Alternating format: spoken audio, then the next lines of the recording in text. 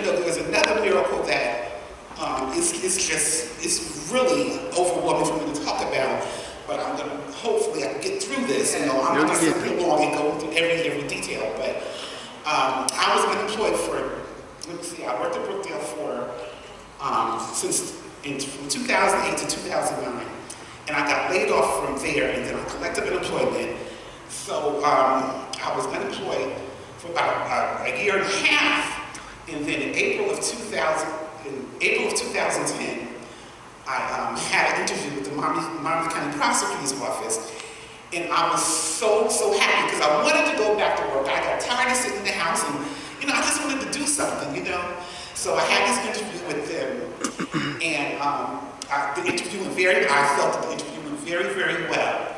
And after I had interviewed them, they called me about 3 days later, and they told me that I had got the position, and I was just so happy. God answered. I wrote God a letter, and I put it in my Bible asking for this job. And I said, God, if it's your will for me to have this job, you will give me this job. So I wrote the letter, and I left it in there. I left it in the Bible. So they called me about 7 days later. I'm trying to think. About 7 days later, and they told me that I had got the position. And I was so happy. I said, okay, starting over again. I'm gonna retire from this place, and the salary wasn't that great, but I said I'll take it because I was looking for a job. I needed a job. I needed money coming in, for myself, So they told me that, and I took a typing test, and I could not pass that typing test for nothing. It was only 40 words a minute, but I couldn't pass the typing test. And I'm used to typing like 65, 70 words a minute, but I couldn't even do 40 words a minute. And I really thought I had blew that position, but when they called me back and told me, I said, Miss Maggie, I know I blew it. I couldn't pass a typing test. I said, I've been typing for almost 32 years. Why couldn't I pass it? And she said, Miss Garrett, calm down. You got the job. And I said, oh my God. And she says, because, not because of your skills, because you do have great skills, but because of your spirit. And because, we felt that you would be a perfect fit for our investigative unit. And I said, thank you, Jesus. So God had answered my prayer. He gave me the job, and I just couldn't. I believed it, but, I was in awe because how God was working things out for me. So, when I realized I got the job, I think 3 nights later, I was laying in my bed, and I got this really bad pain in the back of my neck. And before that, I thought it was just an ear infection. I went to my doctor, and he said, oh, you're sleeping on too many pillows, and, you got the ear infection, so we'll get that cleared up. And I was on antibiotics for like 7 to 10 days. And the ear infection cleared up, but this pain in my neck was not going away. It was like in the center of my neck. And so one night I was laying down, and I was laying down on my 3 pillows. I didn't change my pillows. But I was laying down, and then I sat up, and this pain was I just felt nothing like this in my life. And I just started screaming, because I was just in so much pain. And any kind of way I moved, it was just so painful. So I just was screaming. I didn't want to move. I didn't want to do nothing. I was shaking, and I didn't know how to handle it because I have a low tolerance for pain. So my husband called the ambulance, and the ambulance had to come and get me. They had a time to get me out of that house because of the pain that I was in. So they finally got me to the hospital, and they did an X-ray, an X-ray and a CAT scan, and they said it was nothing but arthritis. And I said, arthritis doesn't feel this way. I have arthritis in my knees, but I said, I know it's not this painful. So they put me on a bunch of medicine, painkillers, because I was in so much pain. So by the time I left the hospital, I was just like in lockdown, but I still felt the pain, but it wasn't that bad. And I said, Lord, I don't know what this is. By the time I didn't want to die, that was 2 years before. And it's like, I don't know what this is, but I don't like it. So I went home, and I got an MRI that following Friday. And when I got the MRI, I got a phone call Monday from my doctor. And he called me, and the nurse had told me that, the doctors want me to get there to the emergency room immediately, and you're being admitted. And I said, no, I want to talk to my doctor because I want to know what's going on. So the doctor got on the phone, and he said, Val, he says, we looked at the MRI, and it's something that we never thought, So by that time, I'm like having an anxiety attack. I'm crying on the phone because I knew it was something bad. I knew it was something And at first, she couldn't understand what I was saying because I was babbling, I was crying, I was just, just really losing it. And she said, Val, you gotta calm down. She said, Val and Jean, you gotta calm down and talk slowly and just start all over again. And I said, Mom, I got a call from my doctor and they want me to get to the emergency room immediately and they're gonna admit me. And I said, I don't know what's going on, but I don't like it. Then I started crying again. And I said, you gotta call Bishop because I can't handle this, Mom. So she got off the phone and she called Bishop. And Bishop called me like within like 5 or 6 minutes. He said, what's going on? And I said, Bishop, I don't know what's going on. But I said, I'm really scared.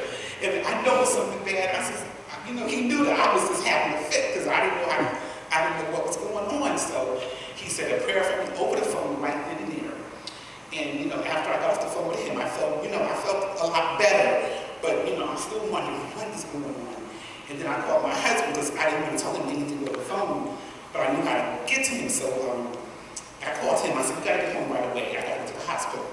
And he said, well, I said, I'll explain to you when you get here. So, we got home. About 10 minutes later, then I told him, about my doctor call. And he said that I need to get there because what they saw on my MRI wasn't what they thought it was. So we got to the hospital. And everything was set up for me. They took me right in. I think I had to wait for maybe half an hour before I got up to my room. And I still didn't know what was going on by that time. But the room, when I got into my room, I said, gosh, I said, this is beautiful because I have a view of the ocean and the sun, obviously the sunrise, sunset every single day and night. And if you come in my home, you'll see a lot of pictures of the sun and the ocean and everything. So I love that. I think it's so, serene and so peaceful. And I said, well, God, you gave me a good room. I said, thank you for at least giving me a really good room, so that made me feel a little bit better. But then reality set back in, why am I here? So I got in my, I just got comfortable. And after a while, all these doctors started coming in, and I've never seen these doctors before. But when one doctor introduced himself to me, he said hematology, oncology, that I kind of knew what that meant, But I said, I'm not going to jump to conclusions yet. So he was asking me all these questions and he was running all these tests and everything. To make a long story short, it was turned out that, and after so much testing and everything, and they were, they were looking for cancer in my breast. They needed to get a breast exam, and they thought I had breast cancer, and they couldn't find nothing there. And they looked at my thyroid, they couldn't find nothing there. And they looked at, it was one other part, I can't recall right now. But they were looking for cancer, and they couldn't find cancer anyway. So they finally said, we have to do a bone marrow biopsy. And I said, well, why do you want to do a bone marrow biopsy? And Dr. Sharon said, well, we need to find out something. And he didn't go into any detail right then and there. But they did, after a couple of days later, they did do a bone marrow biopsy. And that's with the cancer.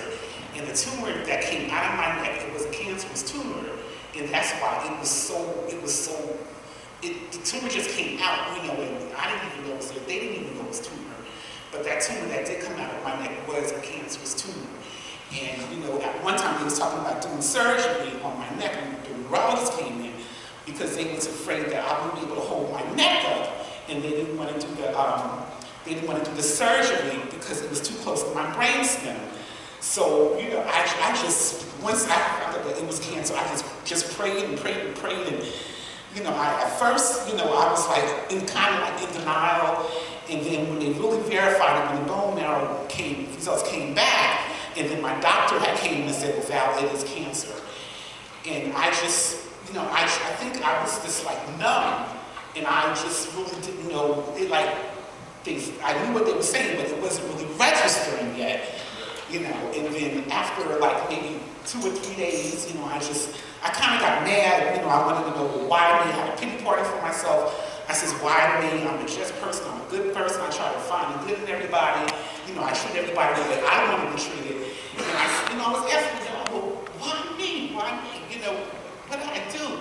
And I'm thinking about the things in the past, and this is something I did in the past that's coming back. I said, but once I'm forgiven for my sins, I said, all of that should be erased, and it should be held against me. But yet I was thinking, what did I do to deserve this? And, I was asking, different ones. I even asked my brother-in-law, and he says, things happen to the just and the unjust. And, you know, I was listening to a TDJ CD that he gave me, and, you know, he was saying that sometimes we have to go through a fire and then come out victoriously. And it's like, it could be considered a test, or it could be something that really close to God. I never got an answer. So I had the nerve to get mad at God, but I had to repent for that, because, excuse me.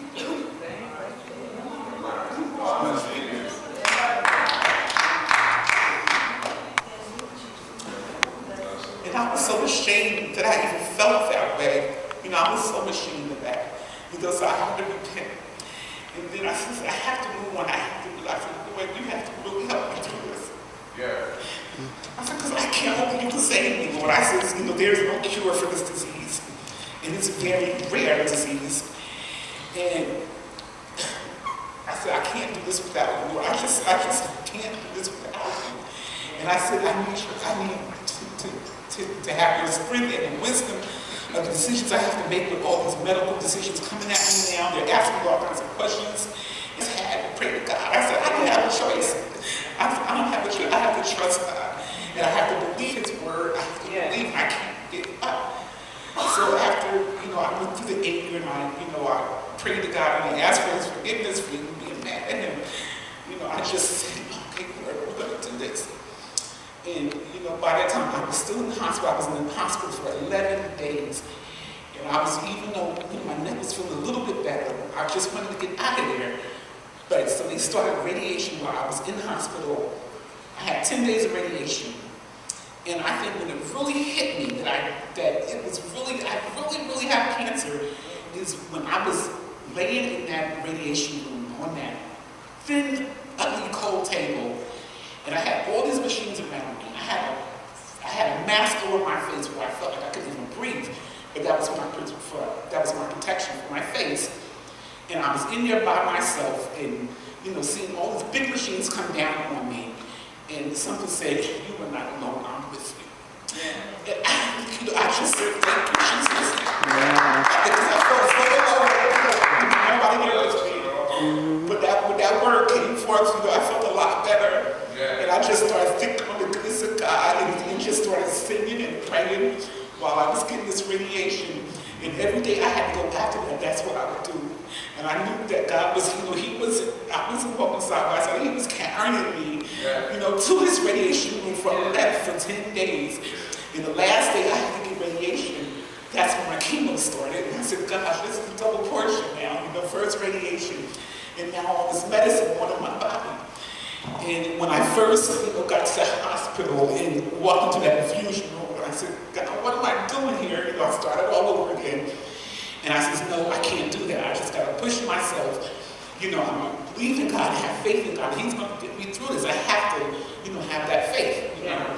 So I was going there 4 days, you know, for chemo when I first started. And that started from like May until like January of this year. And, you know, I would get so depressed when I would go in there because, you know, the people in there, I didn't look like them. I mean, they looked really, really sick, and, you know, everybody was just so depressed, and, you know, there was young and old in there, and it's like, oh my God.